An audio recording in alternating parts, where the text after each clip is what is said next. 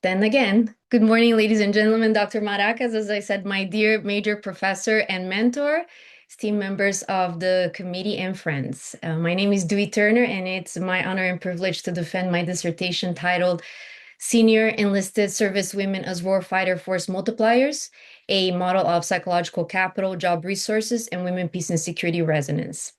This dissertation has been truly a work of love and the culmination of 3 years of research because during the entire DBA program, I tried to take full advantage of every class and coursework to refine my understanding of this specific topic and also to build the tools to develop the research model. So here in the next 20 minutes or so, I will discuss my research approach, the principal findings, and contributions. Okay, so before I start, I would like to share a little bit of my background. This research is personal, but it's not an autobiography. Nevertheless, as a practitioner, as a scholar, I am grateful for the opportunity to be able to share some of my professional experiences in this work. I served for 25 years in the United States Air Force, both as an enlisted airman and also as an officer, including two combat deployments to Afghanistan and Bosnia. I was a meteorologist, serving as a scientist for 18 years, and also later as a military diplomat. My final and most favorite assignment was as the first chief of the Women, Peace, and Security program at the United States Southern Command, that's located here in Doral, where I live. I mention this because the positionality of the researcher matters.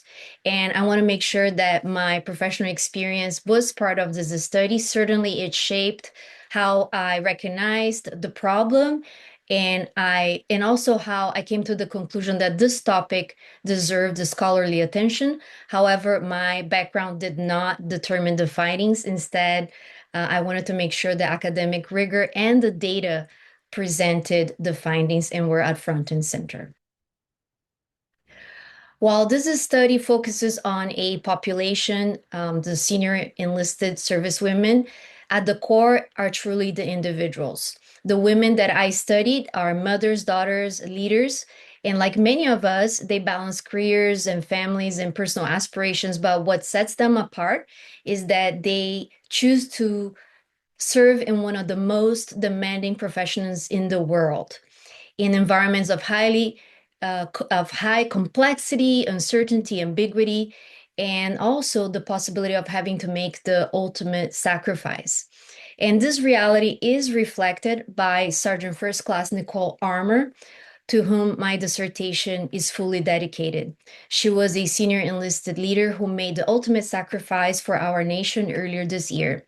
And she reminds me, and I hope she reminds all of us, that behind every data point in this study, there's an individual who have accepted extraordinary responsibilities. So for the research problem, despite holding positions critical to operational effectiveness, mission continuity, and unit cohesion, senior enlisted women have received limited empirical attention. The factors that drive their force multiply contributions to the joint force remain largely unexplored. Regarding the purpose, this study, as I mentioned, examines service women at the highest enlisted grades, the grades of E7, E8, and E9 across all branches of the armed forces. The findings in this study are aimed to inform scholars, military leaders, policymakers, the joint force at large, and particularly the senior enlisted women as well. This study ultimately tries to address a critical gap in the organizational behavior and military leadership literature and to advance empirical understanding of the factors that contribute to force multiplying effects. To translate research into practice, this study is looked at both individual and organizational factors. So this dissertation examines a deceptively simple yet unexplored question: what individual and organizational factors drive force multiplying effects among senior enlisted servicewomen in the United States military? So regarding the literature, this study is grounded in an integrated theoretical framework. At the center, we see the JDR theory, which explains how personal and organizational resources relate to satisfaction and ultimately performance, which are the force multiplying effects in this study. For personal resources, I selected psychological capital. Similar to Juan, I also looked at the big five, but I end up choosing psychological capital because it focuses on personal resources that can be strengthened over time. In other words, they can be trainable. And I think that's important for the service women themselves. Also, it has four dimensions that are associated with an acronym HERO that was coincidental, but I think is very fitting to this study. And HERO stands for hope, efficacy, resilience, and optimism. Regarding the leadership, decades of research, including meta-analysis by Judge and Piccolo, consistently demonstrate positive relationships between transformational leadership and performance. Also, the literature demonstrates that this leadership style is one of the most commonly associated leadership styles with senior women. For career satisfaction, it reflects an important work-related attitude associated with positive organizational outcomes. And those outcomes here are reflected as organizational citizen behavior and enroll behaviors. Finally, the women, peace, and security, which is not a theory, but is a framework, is used and employed in this study. It recognizes the meaningful participation of women in defense and security and how they strengthen institutions and ultimately improve operational effectiveness. Okay, so then we arrive at the model, which consists of 11 hypotheses. This model also presents 6 constructs. Here on the left, we see individual resources, which, as I mentioned, are represented by psychological capital, and then organizational resources with job resources. These constructs are expected to positively be associated with career satisfaction, which in turn serves as the mediating mechanism for resources that ultimately translate into force multiplying effects. Transformational leadership and branch of service serve as moderators. Naturally, and if anybody has ever worked with Dr. Maracas, you know that there were hundreds of iterations of this model. But one note that I would like to highlight here is that the preliminary EFA, the exploratory factor analysis, collapse. If you remember the acronym HERO, the terms of optimism and resilience were collapsed into one, resilient optimism. So that was one of the refinements of this model. And also that happened to the force multiplying effects, which initially were 3 and then collapsed into 1 after the analysis. So the end result of this is a parsimonious model that remains theoretically ground, but fully translated to the military lexicon. Regarding methods, in a nutshell, this is a quantitative survey of a hard-to-reach military population. As I mentioned earlier, the population of interest are service women across all branches of the United States military, including active duty, the National Guard, Reserve, and retired veterans like me. The data was collected through a Qualtrics survey using snowball sampling and professional military networks. A total of 256 responses were received, resulting in 201 valid responses after data cleaning and screening. From a researcher's perspective, recruiting the sample, and I feel that I share this sentiment with my classmates, was one of the most challenging and at the same time rewarding parts of the study because of the limited accessibility of this highly specialized military population. Every single response required my outreach and engagement. So in this part, it was very fulfilling as well. Finally, the data analysis was quantitative, and I will briefly describe the process in my next slide. Okay, so the process started with an informed pilot where subject matter experts review the instrument to ensure clarity, context relevance, particularly for the military domain, and overall survey flows once we applied that and deployed in Qualtrics. Next, the EFA was conducted in SPSS to refine the measurement model, followed by CFA in Jamovi to evaluate validity and reliability.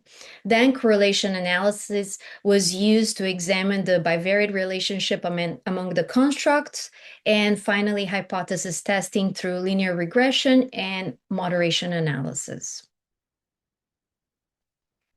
So this slide summarizes the measurement instruments that I used in this study. In total, the study operationalized 6 validated instruments. 5 of these instruments were adapted for the military context, while career satisfaction scale was used in its original form. In addition, I developed the Women, Peace, and Security Resonance Scale specifically for this study, which I will discuss later. The final instrument consisted of 52 items using 5-point Likert scale.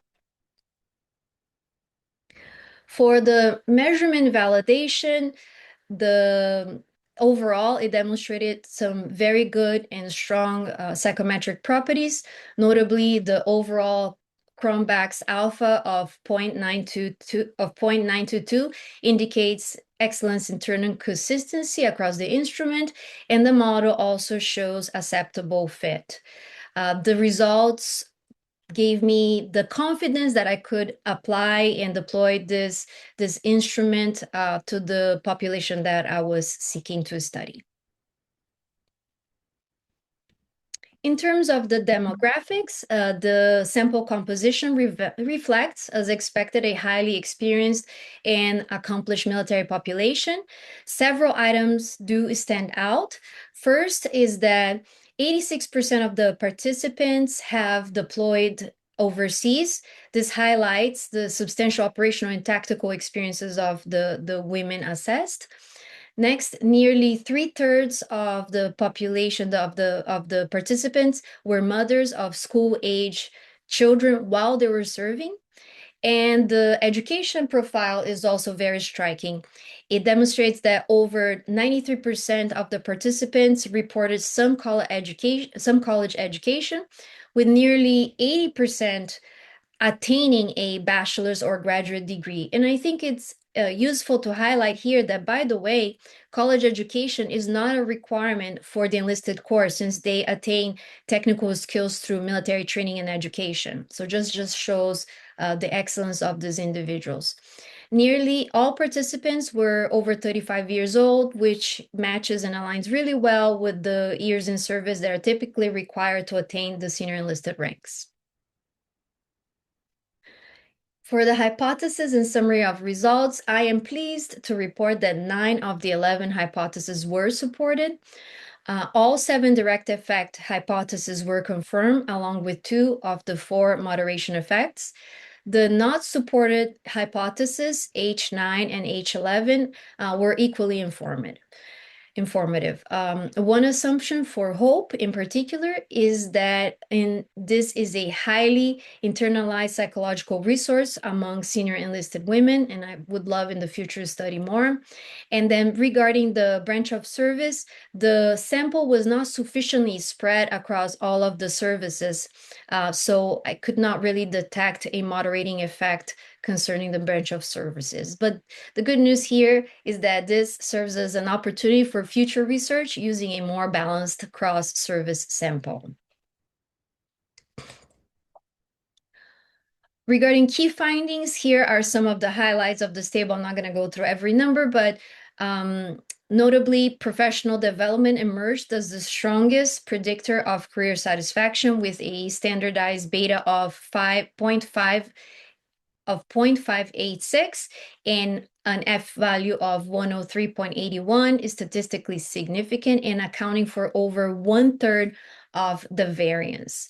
Among psychological resources, hope was the strongest predictor, operating independent from transformational leadership, as I mentioned. However, transformational leadership did strengthen the effects of resilient optimism and self-efficacy.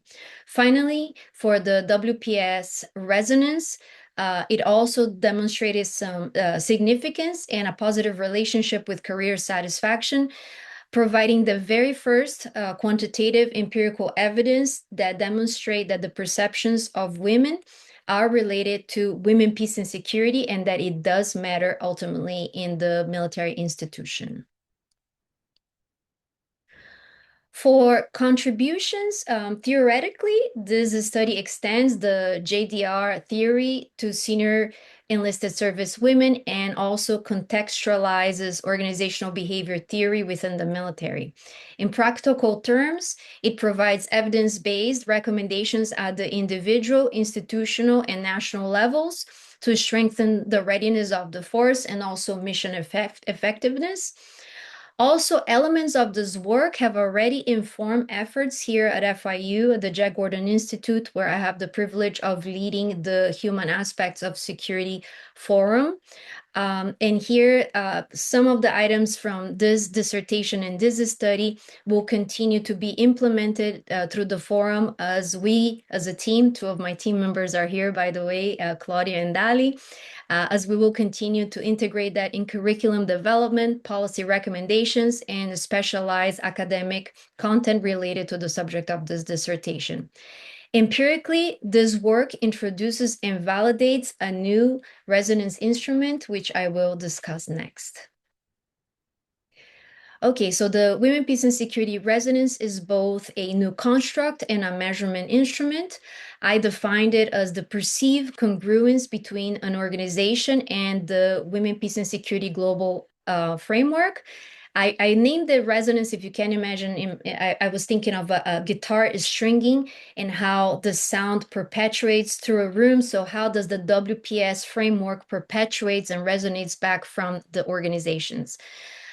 Just as a little bit of background, the Women, Peace, and Security Framework originally started with United Nations Security Council Resolution 1325 for Women, Peace, and Security in the year of 2000. Here in the United States, Women, Peace, and Security was further institutionalized through legislation in 2017. Today, 117 nations have adopted national action plans aligned with this framework. Yet, and shockingly, despite this widespread implementation, there is no clear instrument that can measure the gap between data and subjective understanding of this topic. So the Women, Peace, and Security Resonance Instrument, is my hope, aims to close this blind spot. This contribution is particularly timely, I would like to highlight, because this is not in my dissertation, but just recently the National Defense Authorization Act, the NDAA, has approved funding to continue efforts on women, peace, and security through the year 2029. So it's my hope that this new instrument provides military organizations with a practical tool to evaluate these strategic investments into organizational practices, right? Okay, regarding limitations, first, it was a snap the shot and time, so it's the cross-sectional design limits inference. Second, because the data were self-reported, a response bias could not be completely ruled out. Third, the snowball sampling resulted in Air Force overrepresentation. And finally, as a retired veteran myself, I named my background openly and strive to make every appropriate to implement every step to minimize potential bias. For future research, this opens, the sky is really the limit, but I'm going to highlight it opens so many different venues that we can continue to study. First, it would be fantastic to have a longitudinal study. Second, the model could be adapted and tested across additional populations, military populations, including comparative studies for senior enlisted men, junior enlisted personnel, and officers. Third, a qualitative and mixed methods research could even expand the understanding of this topic. And finally, cross-national validation of the Women, Peace, and Security Resonance Instrument with partner nations and allies. As I mentioned, there are 117 countries in the world applying this framework. I just want to take 1 second to highlight this photo of a dear friend of mine. It's Command Sergeant Major Consuelo Diaz from Colombia. She's the first woman to serve as the highest senior enlisted woman throughout the entire combined military force. And she held this position, and she was the first in our entire hemisphere. So it's a reflection of the dedication of these women, not only in the United States, but across the world. When it comes then to what does the evidence tell us, this dissertation began with one central question: what individual and organizational factors drive force multiplying effects among senior enlisted service women? And the evidence clearly suggests that it's a combination of factors. Individual resources are important, especially hope, self-efficacy, and resilient optimism. Organizational resources matter as well, especially professional development, which was actually the strongest predictor of career satisfaction, along with operational role resource. Taking all this together, these factors are positively related to force multiplying effects through career satisfaction. All this reinforces one simple but important idea, that force readiness is built not through equipment and doctrine alone, but through people. Finally, the Women, Peace, and Security instrument gives us a new way to assess whether women, peace, and security principles are reflected in organizational practices. As I come to a conclusion, I'd like to express my sincere gratitude to my dissertation chair, also known as Saint George Maracas, the committee, and my friends, especially the ones present here today, my teammates, Dr. Atwood. And in closing, I give all the glory to our God who made this dissertation possible. This concludes my presentation, pending your questions. Thank you. Thank you, Dewey. Excellent work. Excellent work. Dr. Rodriguez.